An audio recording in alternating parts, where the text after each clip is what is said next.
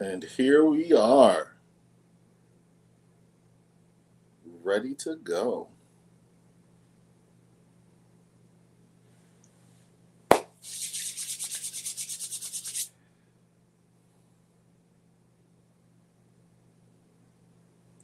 Hi, guys.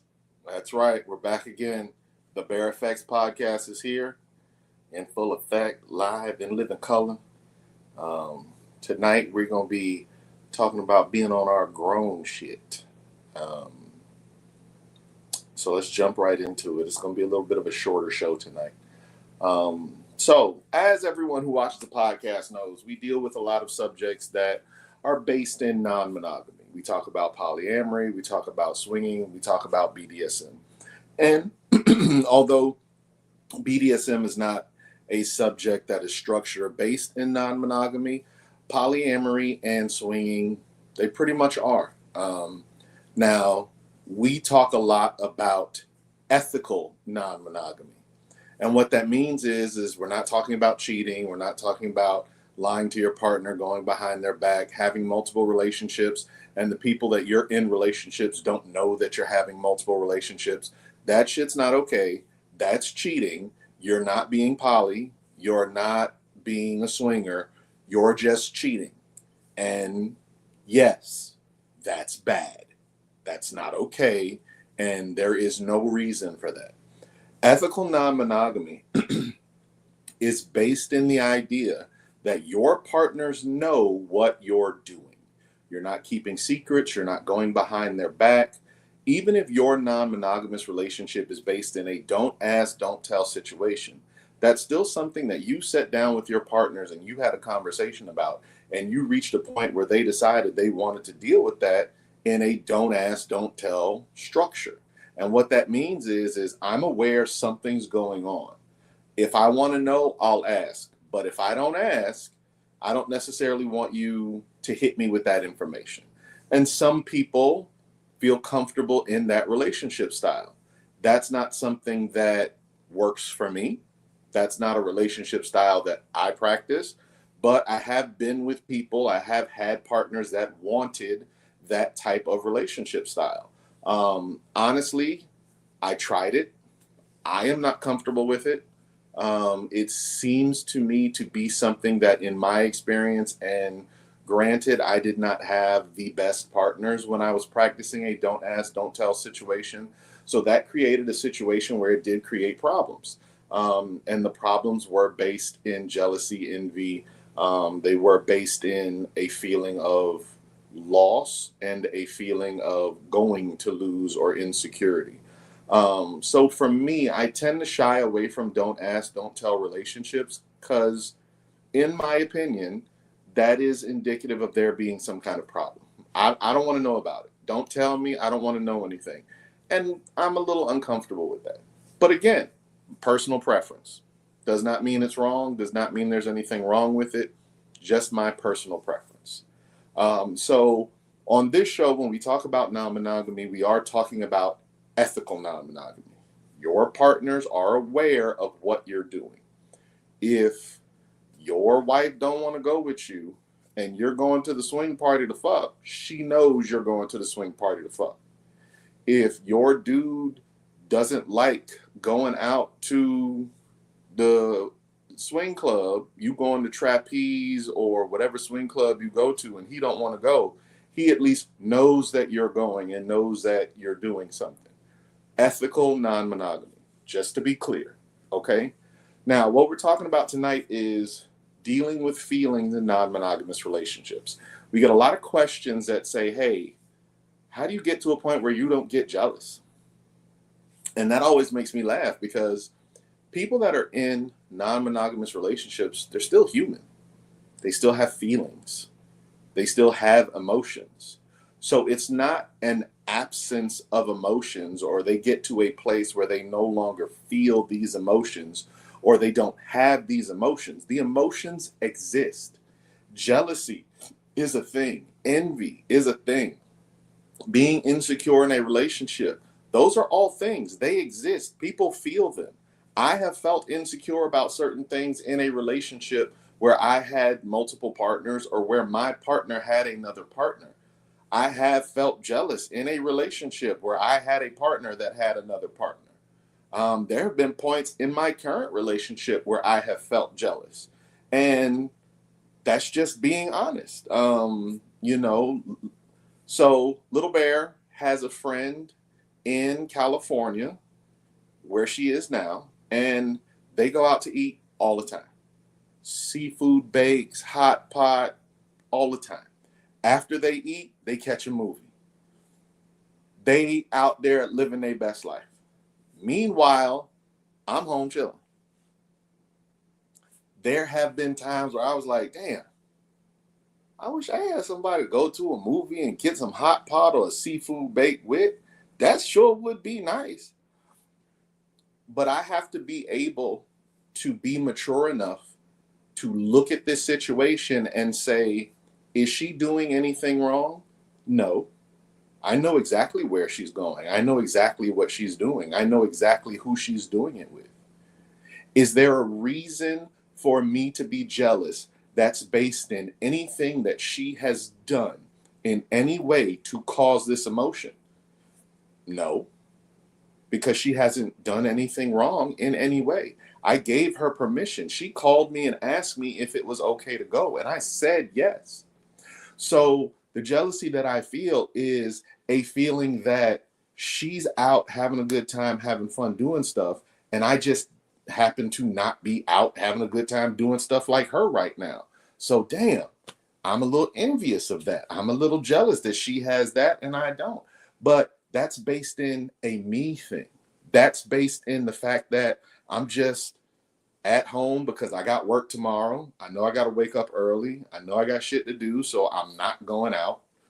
Even if I want to, I'm not going out because as a man, I have to be disciplined to know the difference between what I need and what I want.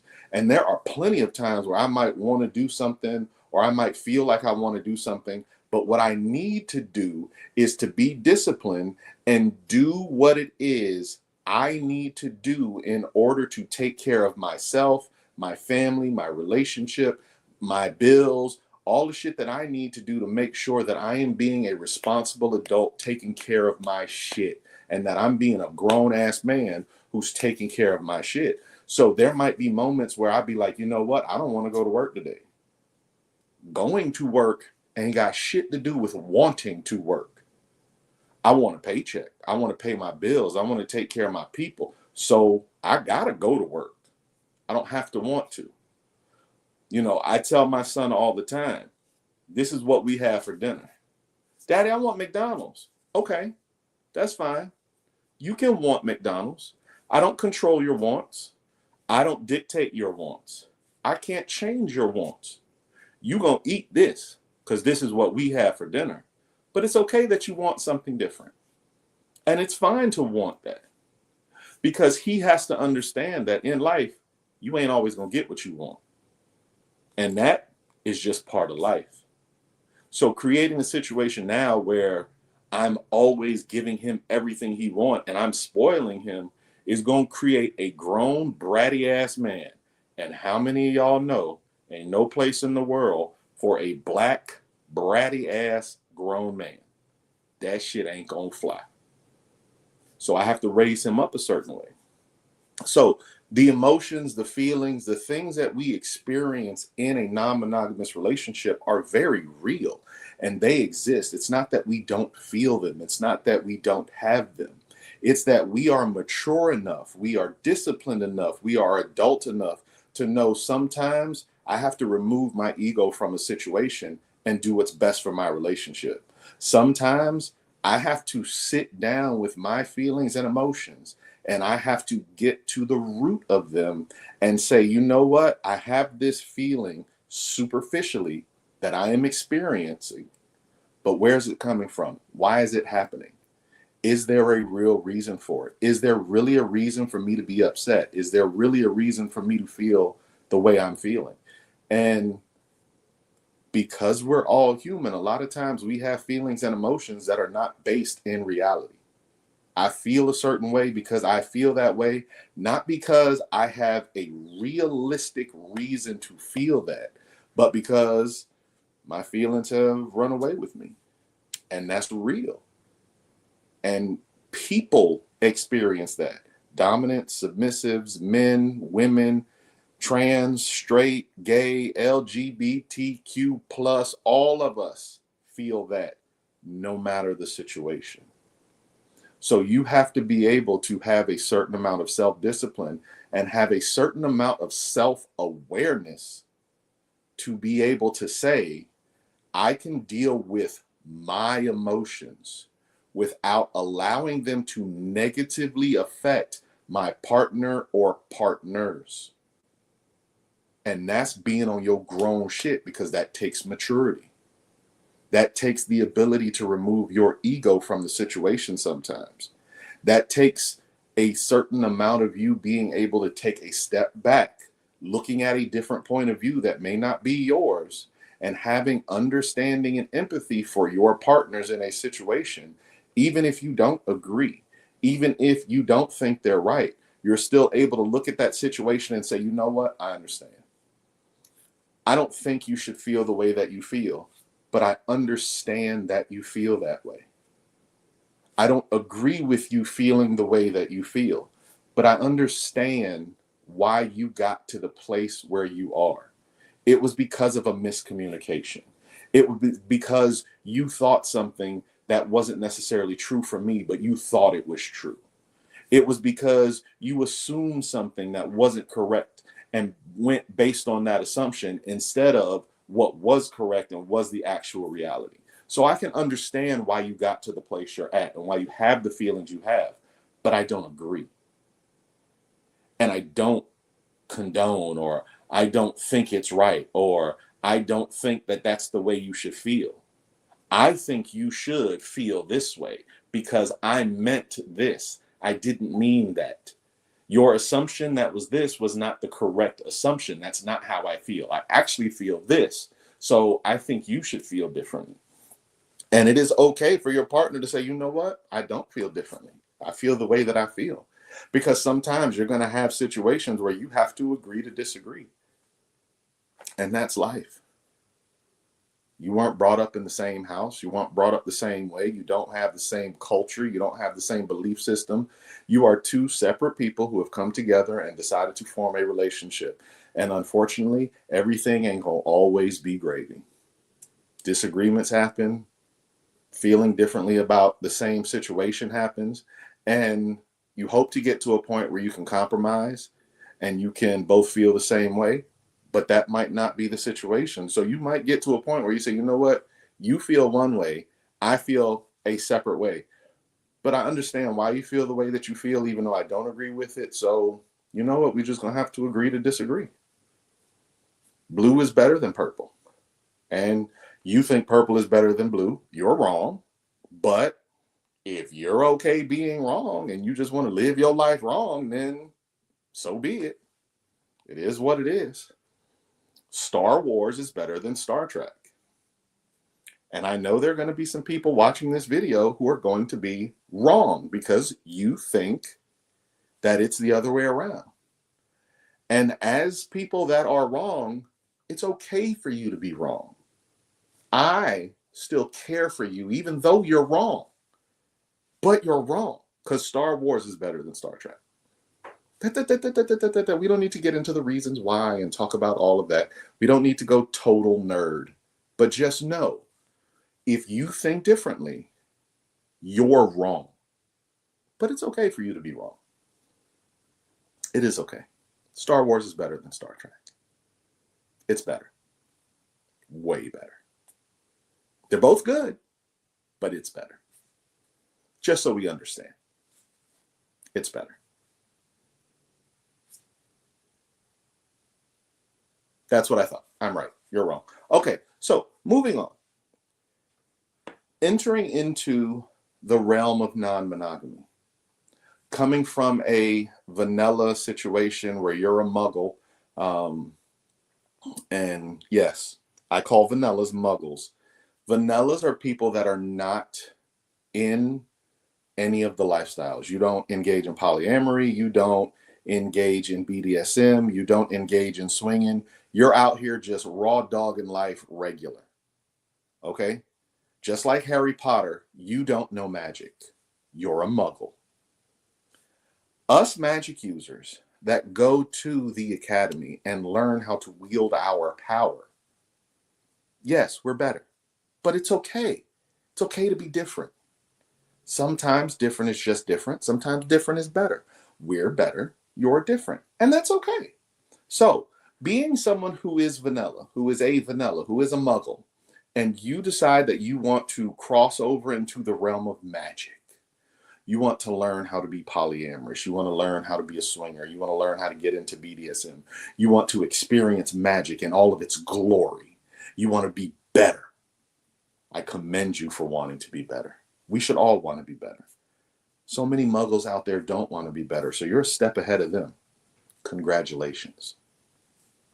A couple of things that you're going to need to do stepping over into this world, if you want to do it the right way, like we talked about in the beginning, ethically, honestly, being true to yourself, being true to your partners, being honest about what you're doing, when you're doing it, how you're doing it.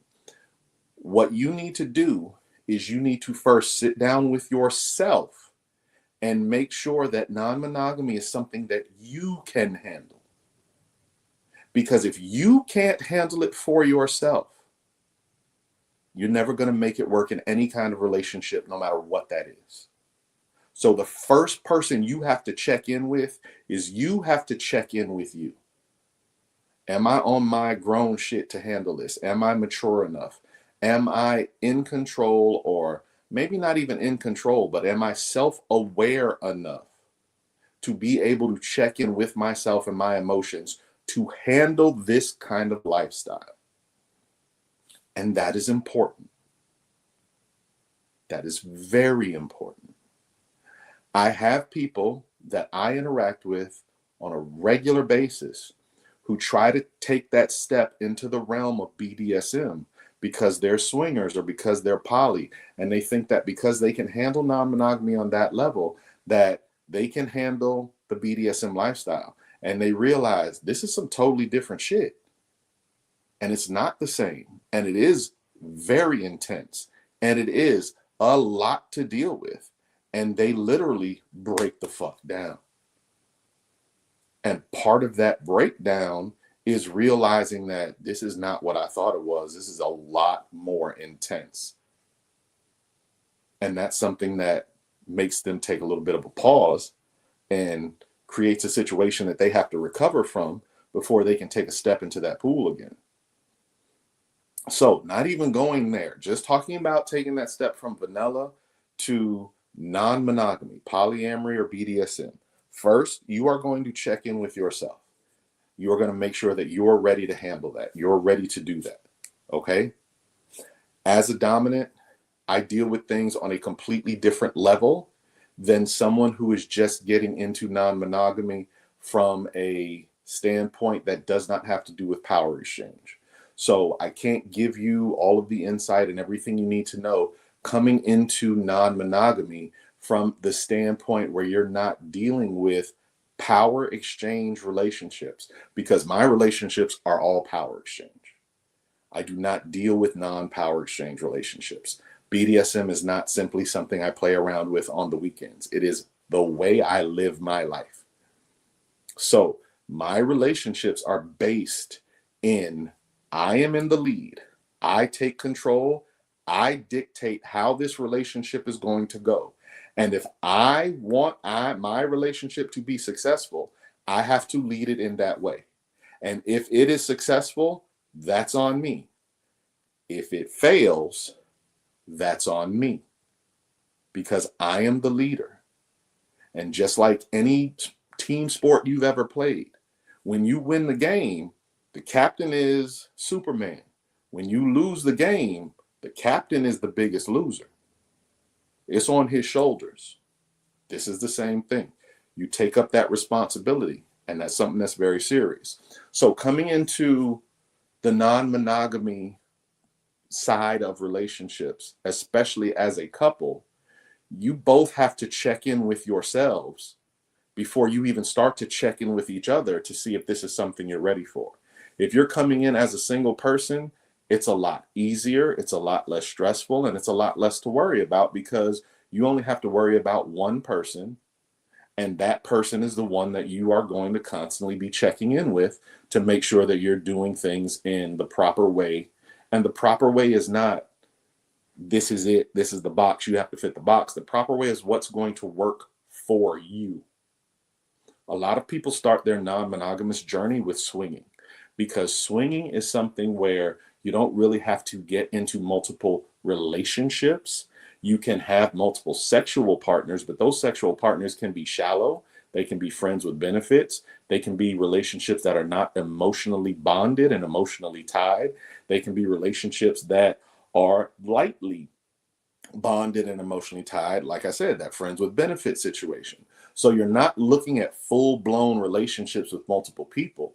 You're looking at something that's a lot easier, a lot less responsibility, a lot more manageable, and it's a lot less time management involved in that situation because you're not dedicating major parts of your life to more than one person. So it is a good place to start if you're not sure if this is something that's for you. For me, that's where I started. I was in monogamous relationships for a very long time. I got into a relationship with someone who was a swinger. It just so happens they were also into BDSM, but we started swinging together. And the first couple times, that shit did not go well. Did not go well at all. The first couple interactions we had, there were some meltdowns on her side and on my side. And we had to come back together and say, okay, what are you okay with? What are you not okay with? And we had some pretty weird rules when we were starting out swinging. But those rules worked for us.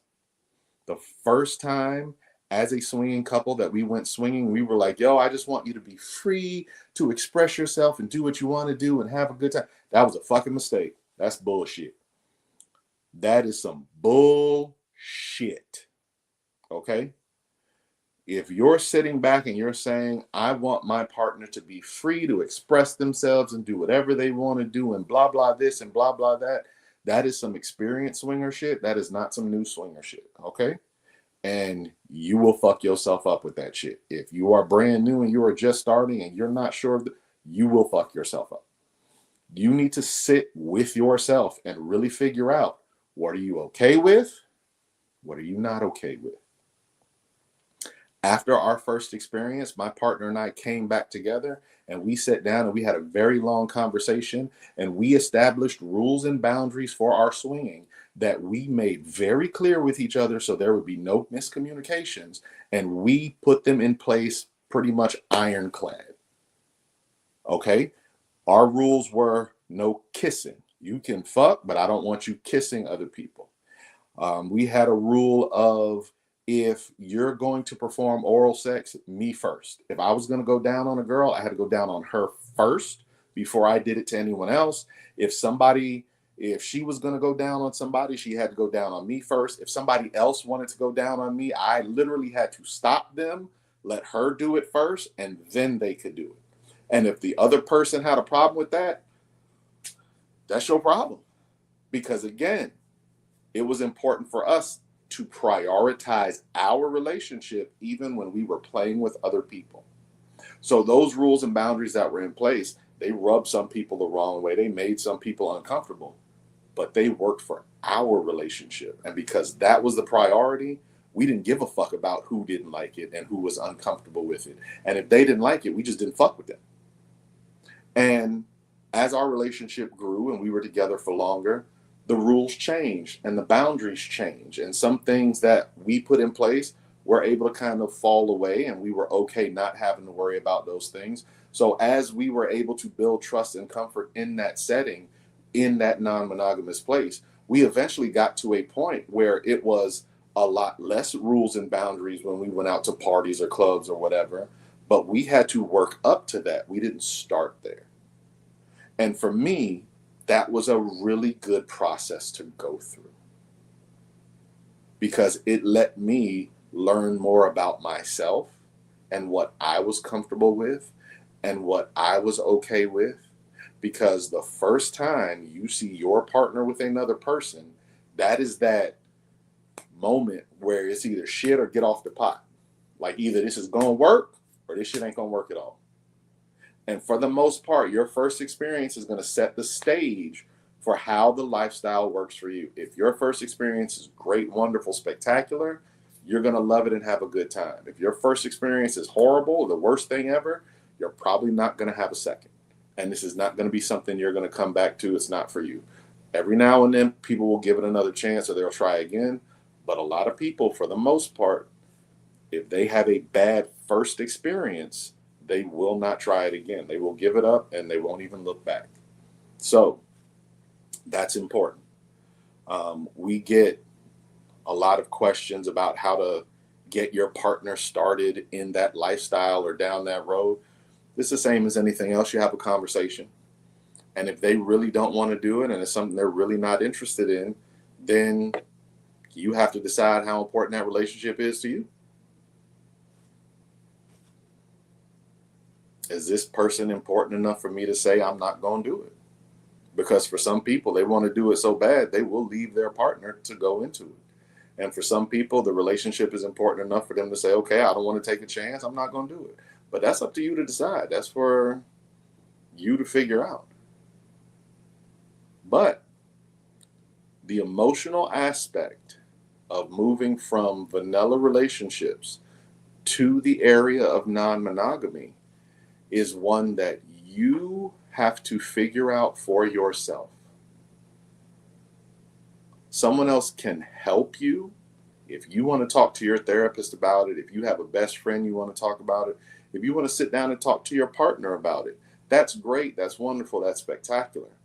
But you still have to check in with yourself, and you still have to do the work for yourself. Other people cannot do the work for you. You have to be self-aware. You have to check in with yourself and your own emotions. Okay? Now, we get a lot of people, especially men, who say, fuck all that emotion shit. I just want to fuck. I just want to have a bunch of sex with a bunch of random people. Okay. I mean, if that's what you want to do, that's fine. And that is an aspect of non-monogamy. Swinging has millions of people in it for a reason. The idea of having sex with multiple people is something that's very appealing to a lot, men and women. You know, men are sluts, women are sluts, men are whores, women are whores. Like, it happens. And there's nothing wrong with that. I've had great relationships with sluts in my years. I love sluts. I love whores. I was a whore myself. I was a slut for a really long time. Ain't nothing wrong with that. Protect yourself. Be aware. Be honest. Absolutely nothing wrong with being a slut or a whore. I was a slut and a whore for a long time. It is what it is. But protected myself, was aware of what I was doing and who I was doing it with, and was honest with my partners about what I was doing and what I was doing. And those things are very important. So once you've had a chance to sit with yourself, once you've had a chance to get self-aware and get to a place where you have managed your emotions to a point where you say, okay, this is something I want to do. I'm ready to take this step. I'm ready to jump into this lifestyle. If you're going alone, then time to jump in the pool and start swimming. If you're going into this with a partner, after you've both checked in with yourself, you have to check in with each other. Okay? And checking in with each other, the most important thing that you can do is be honest with your partner. That shit that people do when they tell you what they think you want to hear, even though that's not their truth, that shit will fuck up your relationship. That shit that people do when they tell you what they think is going to make you happy, even though it's not their truth, that shit will fuck up your relationship. Saying that you're okay when you're not, that will fuck up your relationship. Saying that nothing's wrong when something is, that will fuck up your relationship. All that shit that you do when you're scared to talk to your partner because you don't want to make them mad, so you don't tell them the truth, or you don't want them to feel a certain kind of way, so you don't tell them the truth, or you don't want to create a problem or cause an argument, so you don't tell. All that shit will destroy your relationship. It will build resentment. The resentment will fester, and eventually it will explode. And when it explodes, this motherfucker is gonna be making a peanut butter and jelly sandwich, and he gonna leave the jelly top on the counter, and y'all gonna end up breaking up and having a domestic violence situation just because the jelly top was on the counter.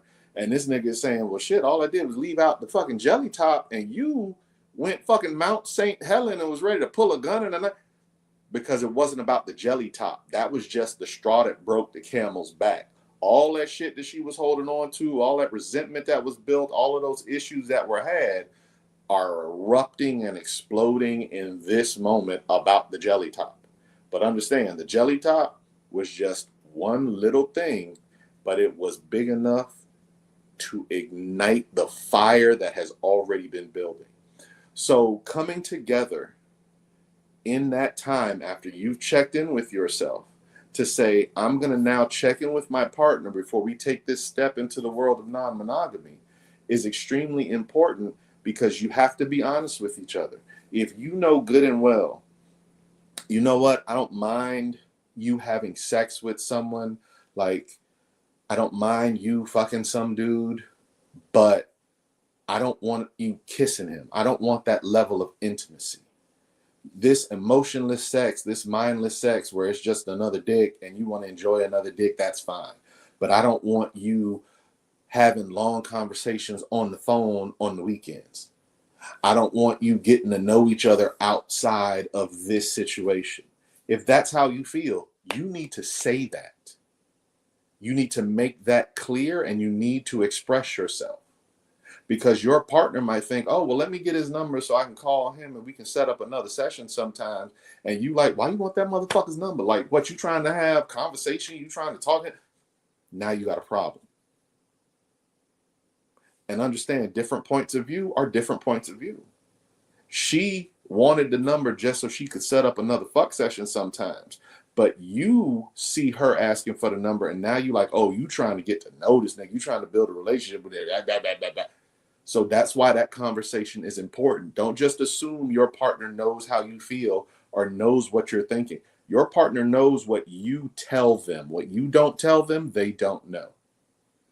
So part of being on your grown shit and checking in with yourself and checking in with your emotions means you have to be self-aware enough to be honest with your partner, so that when you take this step together into the world of non-monogamy, things are very clear and you have a very clear understanding of your situation with your partner. Because if your relationship is truly your priority, then that conversation of what are you okay with becomes extremely important, because you don't want to go out to a swing party, be in a situation where you meet somebody, y'all go into one of the fuck rooms, you get started, and then your girl blow up because you just happened to do something that pissed her off that she didn't like, and you didn't even know that that was a thing. And that might still happen. You might have a conversation where one of you say, you know what, I have a problem with 1, 2, and 3. And you say, okay, I'm going to make sure I don't do 1, 2, and 3. I'm going to respect 1, 2, and 3. We're going to make that the boundary and the limit. Is that it? Yep, that's it. You sure? Yep, that's it. 1, 2, and 3. As long as you don't do 1, 2, and 3, I'm good. You go out to the event, you go out to the party, you don't do 1, 2, and 3, but you do 4. She wasn't thinking about 4. She didn't know 4 was going to happen. Or he didn't know 4 was going to happen. But now he's seen 4. And in the moment he's seen 4, he wasn't thinking about it before. It wasn't something that was on his mind. But now that he's seen it, it's a problem. That is a very real situation, because sometimes you don't know what you're going to have a problem with until you see it for yourself.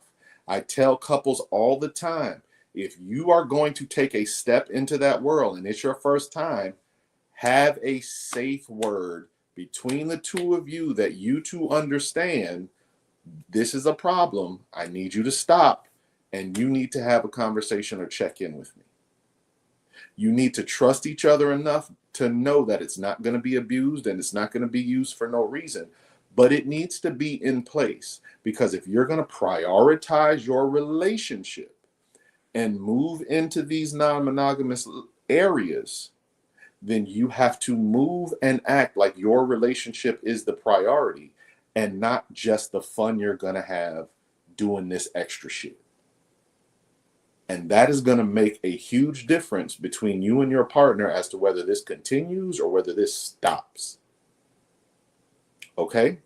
So put the tools in place that are going to make this the best possible situation. And a big tool that has worked for a lot of people, have a safe word. Even if it's a gesture. Your partner know that this means you're doing too much. Back the fuck up. We need to talk. Everybody at the party don't need to know what that means, but your partner needs to know what that means. Let them discreetly create a situation where they're able to eliminate what's the problem and get to that conversation and have that talk. You don't necessarily have to make a scene. You don't have to make it a big deal. You don't have to blow up.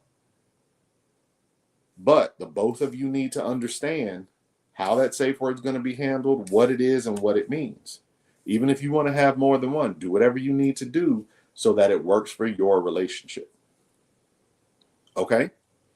So, be on your grown and sexy. Check in with yourself. Check in with your partner. I strongly recommend putting a safe word in place just so that you can make sure in case something happens, you're ready to deal with whatever the problem is, and move and act like you are doing the thing you said you're going to do when you said you're going to prioritize your relationship over just the fun you're going to have. Words ain't enough. Got to have the actions to back it up. It's nice to say things, but just saying things ain't enough. Everybody wants to hear it. Everybody likes to hear it. But I'm the type of person, when you tell me something, that's just telling me this is what you need to look for because this is how I feel. So if you tell me something, I believe you because you told me. But I'm also looking for this in your actions. I am a very deliberate, intentional person. I am very much say what you mean what you say. So when I speak, when I say something, my actions follow through with what that is. And I look for that in other people. So if you tell me one thing, but you ain't acting like it, oh, we got a problem. We got a motherfucking problem. And I'm looking for your actions to be reflective of what you told me. And I'm looking for confirmation everywhere. And if I don't see it, we got a problem. And I'm not going to come to you right away and be like, we have a problem, but that shit adds up a little bit. Yeah, we're going to have a conversation about that. Because I need to figure that shit out. Because this don't make sense to me. You said one thing, you doing something else. This don't make sense to me. You're going to have to let me know. You're going to have to tell me something. Explain me something. Okay? So, those things are important. Extremely important. Remember, Storytime shows coming up. Q&A shows coming up. And Q&A is like one of my favorite shows. I love it when y'all send us questions and we go through the questions and answer. I feel like we interacting with the audience and y'all are part of the show. So Q&A is definitely my favorite show. So we're going to have that coming up. Remember, please send in your questions. Let us know what you want to know. Let us know what we can help you with. Let us know whatever you need. Okay? We have a couple of parties this weekend. Oh, my phone's right there. Duh. We have a couple of parties this weekend. I know there's one in Orlando, and there are two here. I'm sorry I don't have all the details. If you want the deets, DM the Bear Effects Podcast on IG. Facebook or YouTube, and I will send you whatever information you ask for. I'm sorry, I don't have it all written down in front of me right now. The party person's not here, so don't have that. Entrepreneurs Corner is also not up this weekend. Entrepreneurs Corner girl is not here, so again, that's out. And that's our show. I hope you enjoyed it. I hope you learned something. And I hope to see you again next week. Like, subscribe. You got 2 thumbs for a reason. You might as well use them. How's it go? That way? That way? Yeah. There we go. Get that. Love y'all. Thank y'all for coming out. God bless. Good night. You know what? I'll start doing that. I'm going to start doing the Russell Simmons. Y'all young people don't know about him. Def Comedy Jam. Thank y'all for coming out. God bless. Good night. That show how old I am. Y'all not ready. Y'all not ready. Old man. Y'all young folk watching. Y'all have to do some research now. Def Comedy Jam.